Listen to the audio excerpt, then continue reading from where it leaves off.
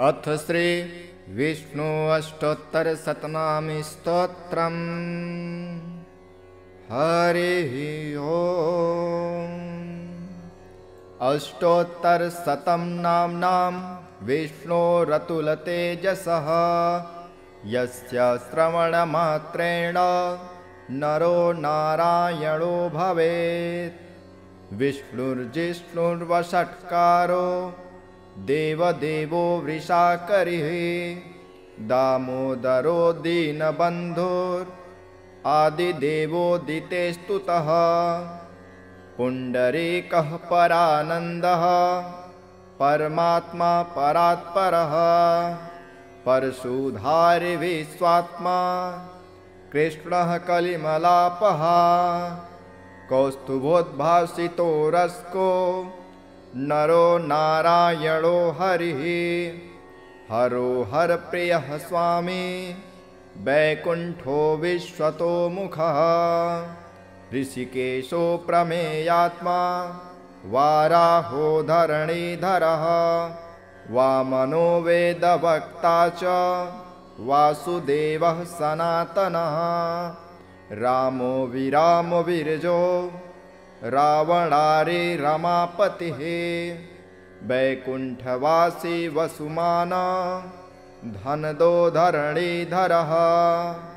धर्मेशो धरणीनाथो ध्येयो धर्मभृतांवरः। सहस्रशीर्षां पुरुषः सहस्राक्षः सहस्रपात् सर्वगः सर्ववित् सर्वः शरण्यः साधुवल्लभः। कौसल्यानन्दनः श्रीमान् राक्षसः कुलनाशकः। जगत्कर्ता जगद्भर्ता जगज्जेता जनार्तिः जानकी वल्लभो देवो जयरूपो जलेश्वरः। क्षीराब्धिवासी क्षीराब्धि तनया वल्लभस्तथा शेषशाये पन्नगारी वाहनो विष्टरस्रवः। माधवो मथुरानाथो मुकुन्दो मोहनासनः। दैत्यारिः पुण्डरीकाक्षो ह्याच्युतो मधुसूदनः। सोमसूर्याग्निनयनो नृसिंहो भक्तवत्सलः। नित्यो निरामयशुद्धो वरदेवो जगत्प्रभुः। हयग्रीवो जितरिपुरो रूपेन्द्रो रुक्मिणीपतिः। सर्वदेवमयः श्रीशः सर्वाधारः सनातनः। सौम्यः सौम्यः प्रदः स्रष्टा विश्वक्सेनो जनार्दनः। यशोदातनयो योगी योगशास्त्रपरायणः। रुद्रात्मको रुद्रमूर्तिः राघवो मधुसूदनः। इति ते कथितं दिव्यं नाम्नामष्टोत्तरं शतम्। सर्वपापहरं पुण्यं दिव्योरतुलतेजसः। दुःखदारिद्र्यदौर्भाग्य नाशनं सुखवर्धनं। सर्वसम्पत्करं सौम्यं महापातकनाशनं। प्रातरुत्थाय विपेन्द्रः पठेदेकाग्रमानसः। तस्य नश्यन्ति विपदां राशयः सिद्धिमाप्नुयात्। अष्टोत्तरशतं नाम्नां विष्णोरतुलतेजसः यस्य श्रवणमात्रेण नरो नारायणो भवेत्। विष्णुर्जिष्णुर्वषट्कारो देवदेवो वृषाकरिः दामोदरो दीनबन्धुरादिदेवोदिते स्तुतः। पुण्डरीकः परानन्दः परमात्मा परात्परः परशुधारी विश्वात्मा कृष्णः कलिमलापः कौस्तुभोद्भासितो रस्को नरो नारायणो हरिः हरो हरप्रियः स्वामी वैकुण्ठो विश्वतो मुखः ऋषिकेशो प्रमेयात्मा वाराहो धरणीधरः वामनो वेदवक्ता च वासुदेवः सनातनः रामो विरामो विरजो रावणारे रमापतिः वैकुण्ठवासी वसुमाना धनदो धरणीधरः धर्मेशो धरणीनाथो ध्येयो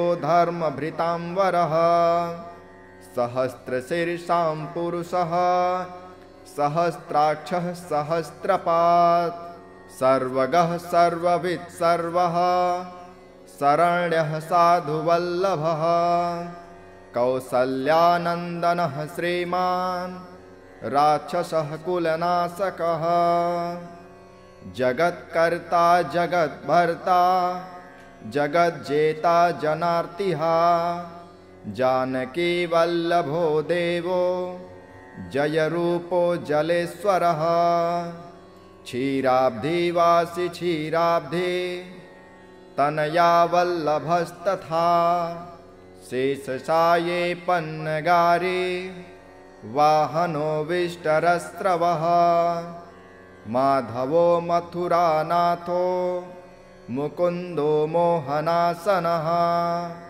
दैत्यारिः पुण्डरीकाक्षो ह्याच्युतो मधुसूदनः सोमसूर्याग्निनयनो नृसिंहो भक्तवत्सलः नित्यो निरामयशुद्धो वरदेवो जगत्प्रभुः हयग्रीवो जितरिपुरो रूपेन्द्रो रुक्मिणीपतिः सर्वदेवमयः श्रीशः सर्वाधारः सनातनः सौम्यः सौम्यः प्रदः स्रष्टा विश्वक्सेनो जनार्दनः यशोदातनयो योगी योगशास्त्रपरायणः रुद्रात्मको रुद्रमूर्तिः राघवो मधुसूदनः इति ते कथितं दिव्यं नाम्नामष्टोत्तरं शतं सर्वपापहरं पुण्यं दिव्यो रतुलतेजसः दुःखदारिद्र्यदौर्भाग्य नाशनं सुखवर्धनं सर्वसम्पत्करं सौम्यं महापातकनाशनं प्रातरुत्थाय विपेन्द्रः पठेदेकाग्रमानसः तस्य नश्यन्ति विपदां राशयः सिद्धिमाप्नुयात् अष्टोत्तरशतं नाम्नां विष्णोरतुलतेजसः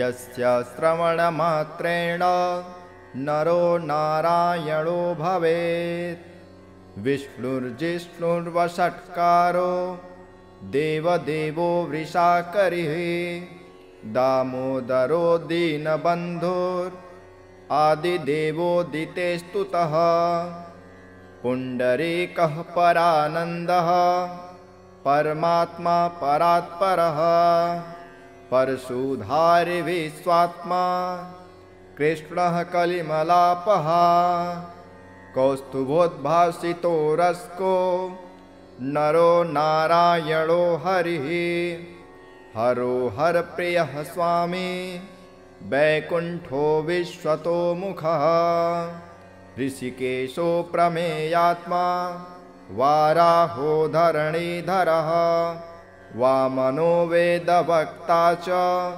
वासुदेवः सनातनः रामो विरामो विरजो रावणारे रमापतिः वैकुण्ठवासी वसुमाना धनदो धरणीधरः धर्मेशो धरणीनाथो ध्येयो धर्मभृतांवरः सहस्रशीर्षां पुरुषः सहस्राक्षः सहस्रपात् सर्वगः सर्ववित् सर्वः शरण्यः साधुवल्लभः कौसल्यानन्दनः श्रीमान् राक्षसः कुलनाशकः जगत्कर्ता जगद्भर्ता जगज्जेता जनार्तिः जानकी वल्लभो देवो जयरूपो जलेश्वरः क्षीराब्धिवासी क्षीराब्धि तनया वल्लभस्तथा शेषशाये पन्नगारे वाहनो विष्टरस्रवः माधवो मथुरानाथो मुकुन्दो मोहनासनः दैत्यारिः पुण्डरीकाक्षो ह्याच्युतो मधुसूदनः सोमसूर्याग्निनयनो नृसिंहो भक्तवत्सलः नित्यो निरामयशुद्धो वरदेवो जगत्प्रभुः हयग्रीवो जितरिपुरो रूपेन्द्रो रुक्मिणीपतिः सर्वदेवमयः श्रीशः सर्वाधारः सनातनः सौम्यः सौम्यः प्रदः स्रष्टा विश्वक्सेनो जनार्दनः यशोदातनयो योगी योगशास्त्रपरायणः रुद्रात्मको रुद्रमूर्तिः राघवो मधुसूदनः इति ते कथितं दिव्यं नाम्नामष्टोत्तरं शतं सर्वपापहरं पुण्यं दिव्यो रतुलतेजसः दुःखदारिद्र्यदौर्भाग्य नाशनं सुखवर्धनं सर्वसम्पत्करं सौम्यं महापातकनाशनं प्रातरुत्थाय विपेन्द्रः पठेदेकाग्रमानसः तस्य नश्यन्ति विपदां राशयः सिद्धिमाप्नुयात् अष्टोत्तरशतं नाम्नां विष्णोरतुलतेजसः यस्य श्रवणमात्रेण नरो नारायणो भवेत् विष्णुर्जिष्णुर्वषट्कारो देवदेवो वृषाकरिः दामोदरो दीनबन्धुरादिदेवोदितेस्तुतः पुण्डरीकः परानन्दः परमात्मा परात्परः परशुधारि विश्वात्मा कृष्णः कलिमलापः कौस्तुभोद्भासितो रस्को नरो नारायणो हरिः हरो हरप्रियः स्वामी वैकुण्ठो विश्वतो मुखः ऋषिकेशो प्रमेयात्मा वाराहो धरणीधरः वामनो वेदवक्ता च वासुदेवः सनातनः रामो विरामो विरजो रावणारि रमापतिः वैकुण्ठवासी वसुमाना धनदो धरणीधरः धर्मेशो धरणीनाथो ध्येयो धर्मभृतांवरः सहस्रशीर्षां पुरुषः सहस्राक्षः सहस्रपात् सर्वगः सर्ववित् सर्वः शरण्यः साधुवल्लभः कौसल्यानन्दनः श्रीमान् राक्षसः कुलनाशकः जगत्कर्ता जगद्भर्ता जगज्जेता जनार्तिः जानकी वल्लभो देवो जयरूपो जलेश्वरः क्षीराब्धिवासी क्षीराब्धि तनया वल्लभस्तथा शेषशाये पन्नगारे वाहनो विष्टरस्रवः माधवो मथुरानाथो मुकुन्दो मोहनासनः दैत्यारिः पुण्डरीकाक्षो ह्याच्युतो मधुसूदनः सोमसूर्याग्निनयनो नृसिंहो भक्तवत्सलः नित्यो निरामयशुद्धो वरदेवो जगत्प्रभुः हयग्रीवो जितरिपुरो रूपेन्द्रो रुक्मिणीपतिः सर्वदेवमयः श्रीशः सर्वाधारः सनातनः सौम्यः प्रदः स्रष्टा विश्वक्सेनो जनार्दनः यशोदातनयो योगी योगशास्त्रपरायणः रुद्रात्मको रुद्रमूर्तिः राघवो मधुसूदनः इति ते कथितं दिव्यं नाम्नामष्टोत्तरं शतं सर्वपापहरं पुण्यं दिव्यो रतुलतेजसः दुःखदारिद्र्यदौर्भाग्य नाशनं सुखवर्धनं सर्वसम्पत्करं सौम्यं महापातकनाशनं प्रातरुत्थाय विपेन्द्रः पठेदेकाग्रमानसः तस्य नश्यन्ति विपदां राशयः सिद्धिमाप्नुयात् अष्टोत्तरशतं नाम्नां विष्णोरतुलतेजसः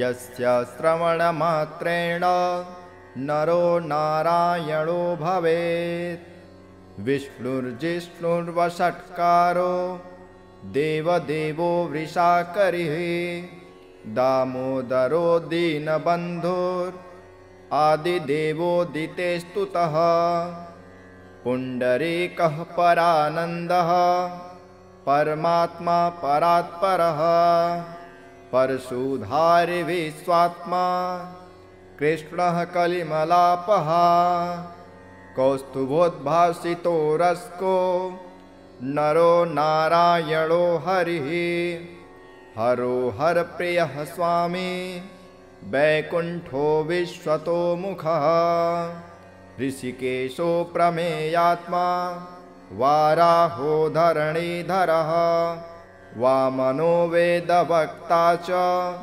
वासुदेवः सनातनः रामो विरामो विरजो रावणारी रमापतिः वैकुण्ठवासी वसुमाना धनदो धरणीधरः धर्मेशो धरणीनाथो ध्येयो धर्मभृतांवरः सहस्रशीर्षां पुरुषः सहस्राक्षः सहस्रपात् सर्वगः सर्ववित् सर्वः शरण्यः साधुवल्लभः कौसल्यानन्दनः श्रीमान् राक्षसः कुलनाशकः जगत्कर्ता जगद्भर्ता जगज्जेता जनार्तिः जानकी वल्लभो देवो जयरूपो जलेश्वरः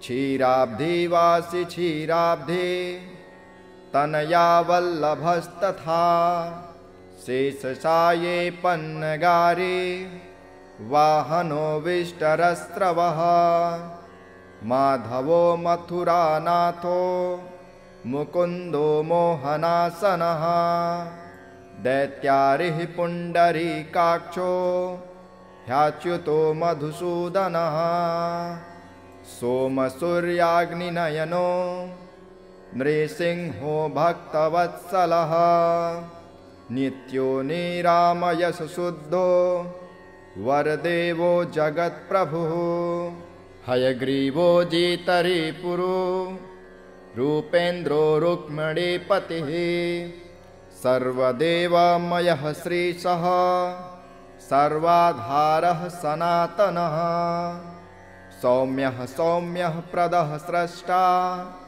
विश्वक्सेनो जनार्दनः यशोदातनयो योगी योगशास्त्रपरायणः रुद्रात्मको रुद्रमूर्तिः राघवो मधुसूदनः इति ते कथितं दिव्यं नाम्नामष्टोत्तरं शतं सर्वपापहरं पुण्यं दिव्योरतुलतेजसः दुःखदारिद्र्यदौर्भाग्य नाशनं सुखवर्धनं सर्वसम्पत्करं सौम्यं महापातकनाशनं प्रातरुत्थाय विपेन्द्रः पठेदेकाग्रमानसः तस्य नश्यन्ति विपदां राशयः सिद्धिमाप्नुयात्।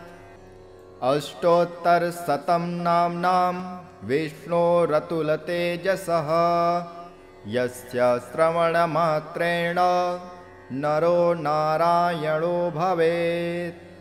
विष्णुर्जिष्णुर्वषट्कारो देवदेवो वृषाकरिः दामोदरो दीनबन्धुरादिदेवोदिते स्तुतः पुण्डरीकः परानन्दः परमात्मा परात्परः परशुधारी विश्वात्मा कृष्णः कलिमलापः कौस्तुभोद्भासितो रस्को नरो नारायणो हरिः हरो हरप्रियः स्वामी वैकुण्ठो विश्वतो मुखः ऋषिकेशो प्रमेयात्मा वाराहो धरणीधरः वामनो वेदवक्ता च वासुदेवः सनातनः रामो विरामो विरजो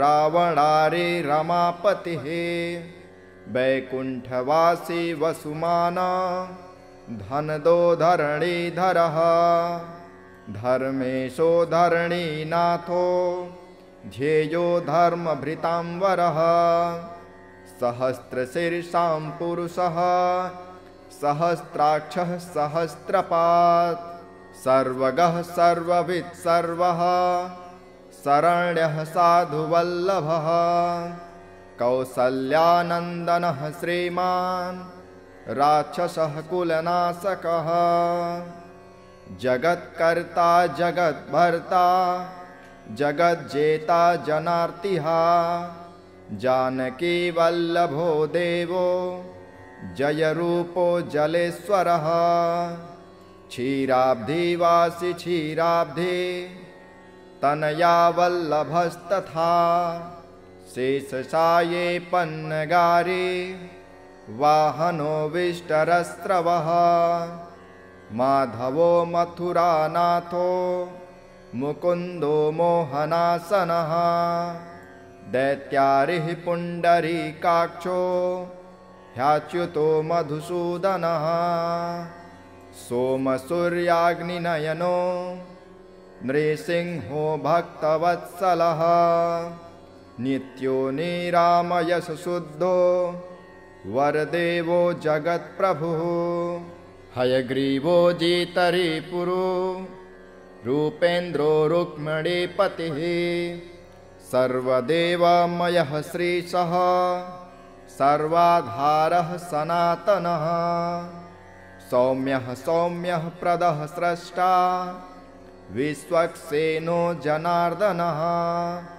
यशोदातनयो योगी योगशास्त्रपरायणः रुद्रात्मको रुद्रमूर्तिः राघवो मधुसूदनः इति ते कथितं दिव्यं नाम्नामष्टोत्तरं शतं सर्वपापहरं पुण्यं दिव्योरतुलतेजसः दुःखदारिद्र्यदौर्भाग्य नाशनं सुखवर्धनं सर्वसम्पत्करं सौम्यं महापातकनाशनम्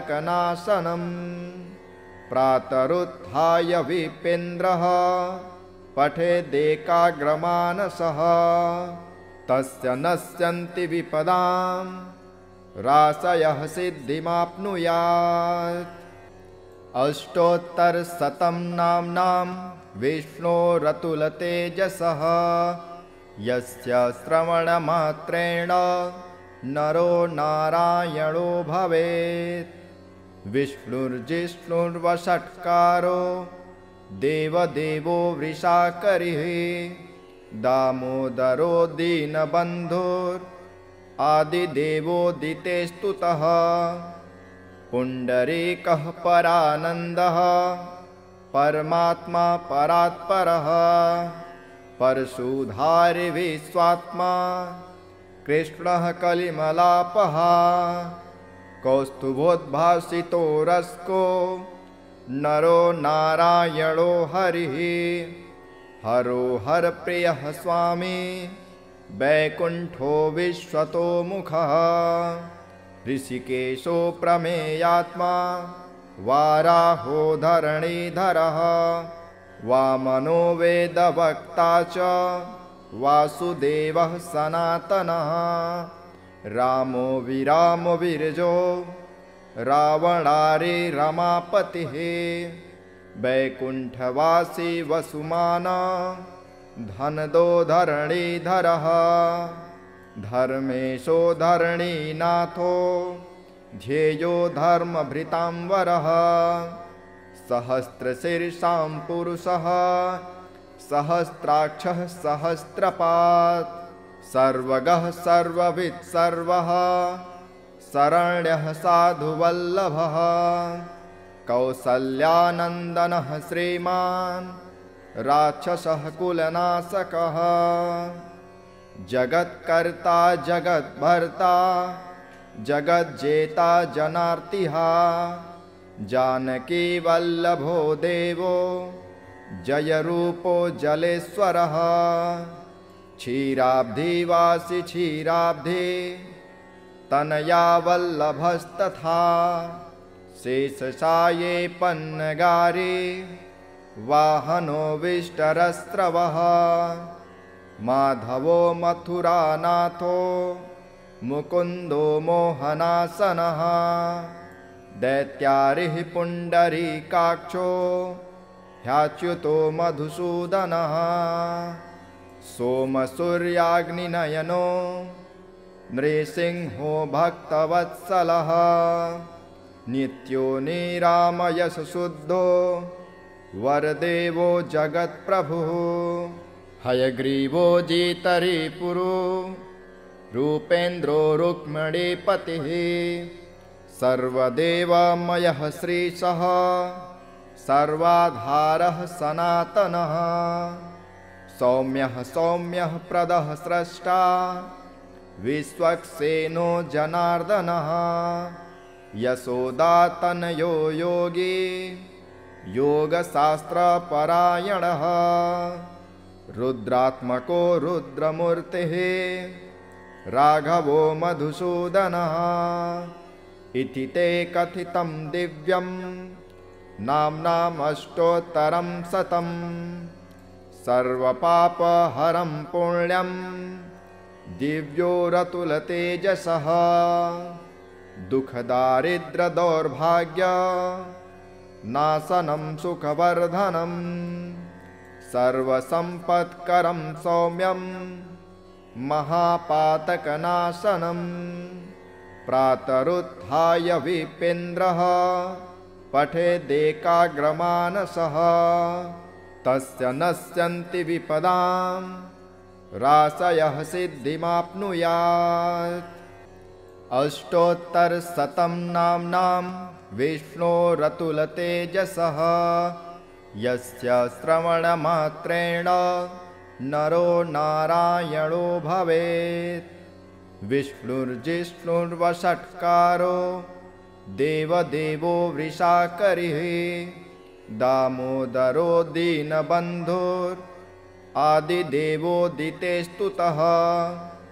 पुण्डरीकः परानन्दः परमात्मा परात्परः परशुधारि विश्वात्मा कृष्णः कलिमलापः कौस्तुभोद्भासितो रस्को नरो नारायणो हरिः हरो हरप्रियः स्वामी वैकुण्ठो विश्वतो मुखः ऋषिकेशो प्रमेयात्मा वाराहो धरणीधरः वामनो वेदवक्ता च वासुदेवः सनातनः रामो विरामो विरजो रावणारि रमापतिः वैकुण्ठवासी वसुमाना धनदो धरणीधरः धर्मेशो धरणीनाथो ध्येयो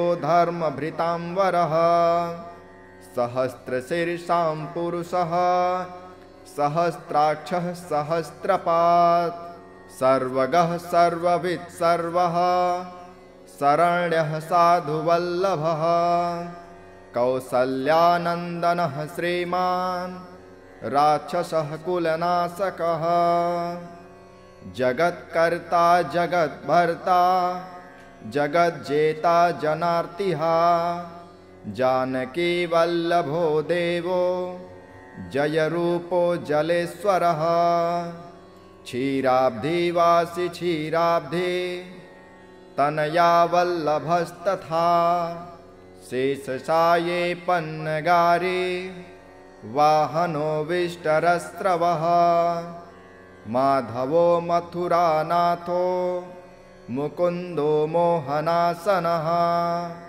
दैत्यारिः पुण्डरीकाक्षो ह्याच्युतो मधुसूदनः सोमसूर्याग्निनयनो नृसिंहो भक्तवत्सलः नित्यो निरामयशुद्धो वरदेवो जगत्प्रभुः हयग्रीवो जितरिपुरो रूपेन्द्रो रुक्मिणीपतिः सर्वदेवमयः श्रीशः सर्वाधारः सनातनः सौम्यः सौम्यः प्रदः स्रष्टा विश्वक्सेनो जनार्दनः यशोदातनयो योगी योगशास्त्रपरायणः रुद्रात्मको रुद्रमूर्तिः राघवो मधुसूदनः इति ते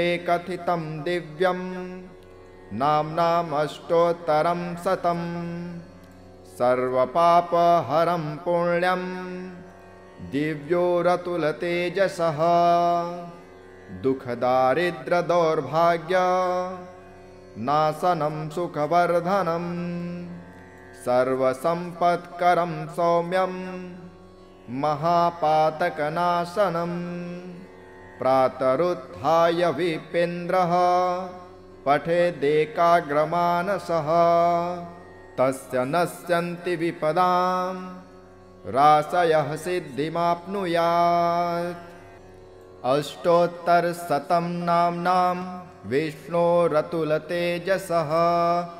यस्य श्रवणमात्रेण नरो नारायणो भवेत् विष्णुर्जिष्णुर्वषट्कारो देवदेवो वृषाकरिः दामोदरो दीनबन्धुरादिदेवोदितेस्तुतः पुण्डरीकः परानन्दः परमात्मा परात्परः परशुधारि विश्वात्मा कृष्णः कलिमलापः कौस्तुभोद्भासितो रस्को नरो नारायणो हरिः हरो हरप्रियः स्वामी वैकुण्ठो विश्वतो मुखः ऋषिकेशो प्रमेयात्मा वाराहो धरणीधरः वामनो वेदवक्ता च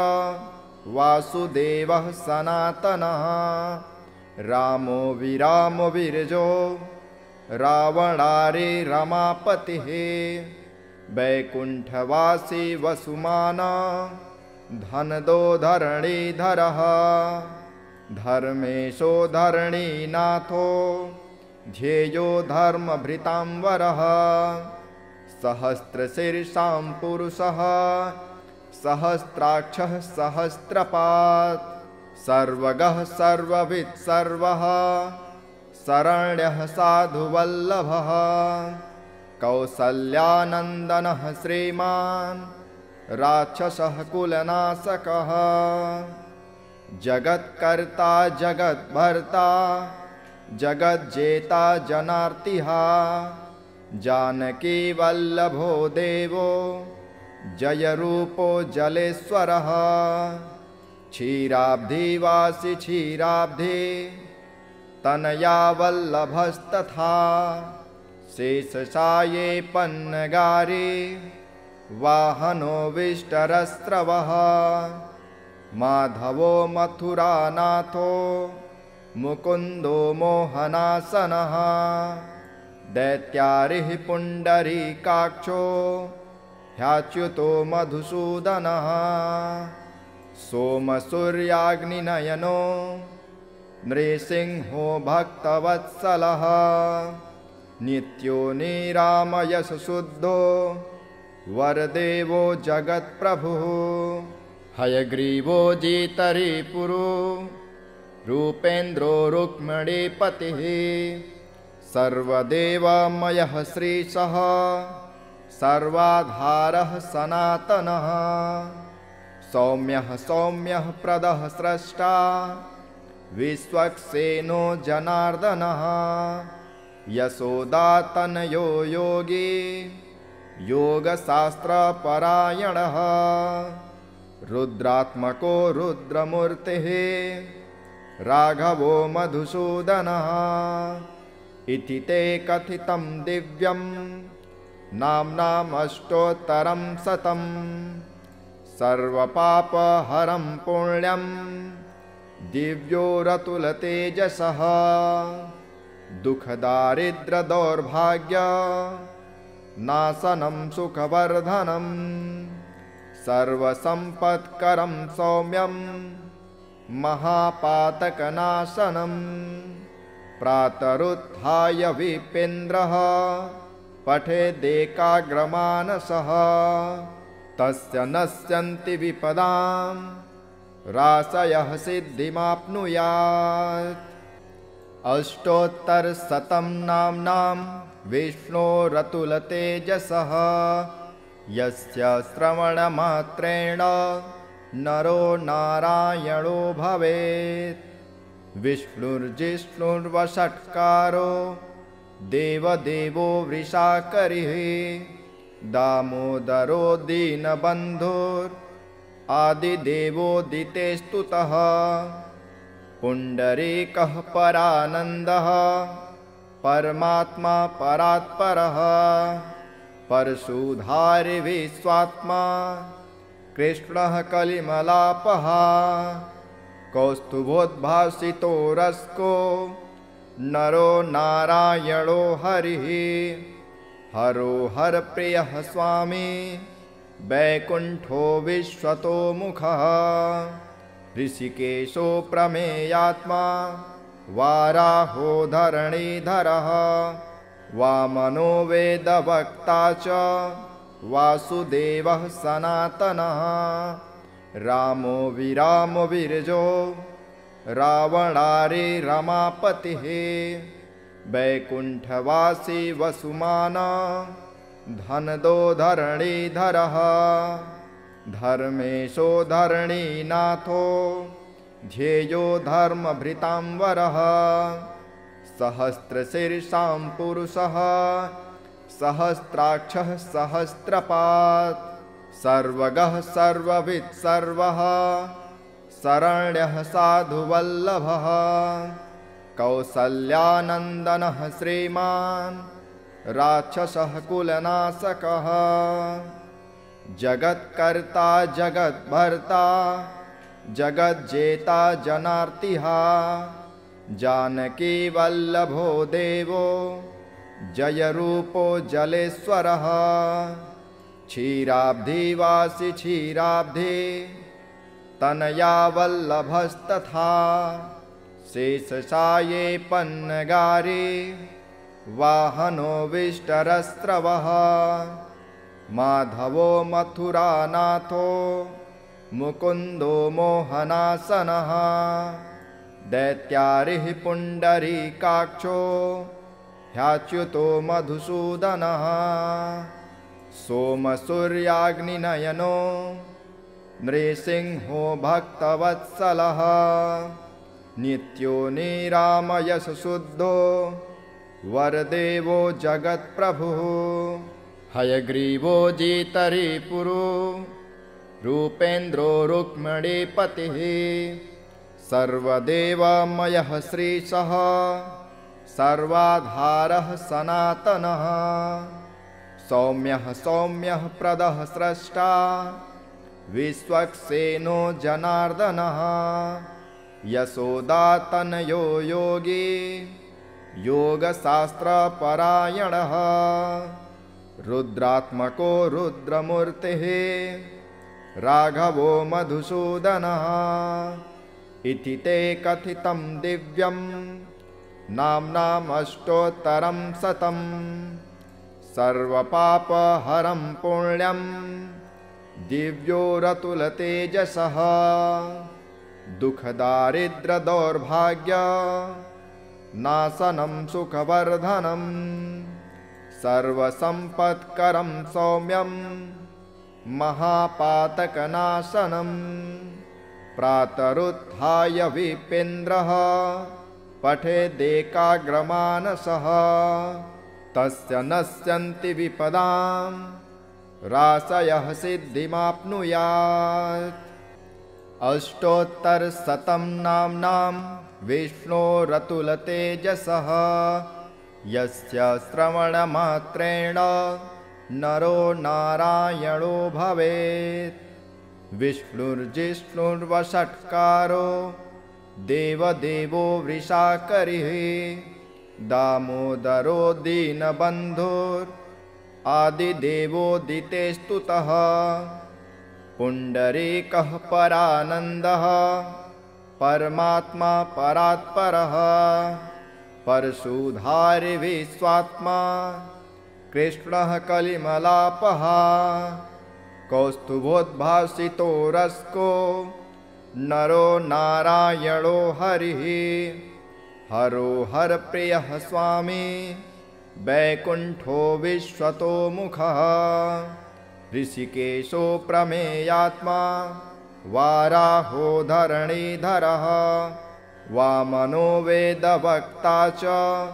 वासुदेवः सनातनः रामो विरामो विरजो रावणारि रमापतिः वैकुण्ठवासी वसुमाना धनदो धरणीधरः धर्मेशो धरणीनाथो ध्येयो धर्मभृतांवरः सहस्रशीर्षां पुरुषः सहस्राक्षः सहस्रपात् सर्वगः सर्ववित् सर्वः शरण्यः साधुवल्लभः कौसल्यानन्दनः श्रीमान् राक्षसः कुलनाशकः जगत्कर्ता जगद्भर्ता जगज्जेता जनार्तिः जानकी वल्लभो देवो जयरूपो जलेश्वरः क्षीराब्धिवासी क्षीराब्धि तनया वल्लभस्तथा शेषशाये पन्नगारे वाहनो विष्टरस्रवः माधवो मथुरानाथो मुकुन्दो मोहनासनः दैत्यारिः पुण्डरीकाक्षो ह्याच्युतो मधुसूदनः सोमसूर्याग्निनयनो नृसिंहो भक्तवत्सलः नित्यो निरामयशुद्धो वरदेवो जगत्प्रभुः हयग्रीवो जितरिपुरो रूपेन्द्रो रुक्मिणीपतिः सर्वदेवमयः श्रीशः सर्वाधारः सनातनः सौम्यः सौम्यः प्रदः स्रष्टा विश्वक्सेनो जनार्दनः यशोदातनयो योगी योगशास्त्रपरायणः रुद्रात्मको रुद्रमूर्तिः राघवो मधुसूदनः इति ते कथितं दिव्यं नाम्नामष्टोत्तरं शतं सर्वपापहरं पुण्यं दिव्योरतुलतेजसः दुःखदारिद्र्यदौर्भाग्य नाशनं सुखवर्धनं सर्वसम्पत्करं सौम्यं महापातकनाशनं प्रातरुत्थाय विपेन्द्रः पठेदेकाग्रमानसः तस्य नश्यन्ति विपदां राशयः सिद्धिमाप्नुयात् इति श्री विष्णुः अष्टोत्तरशतनामस्तोत्रम् सम्पूर्णम्।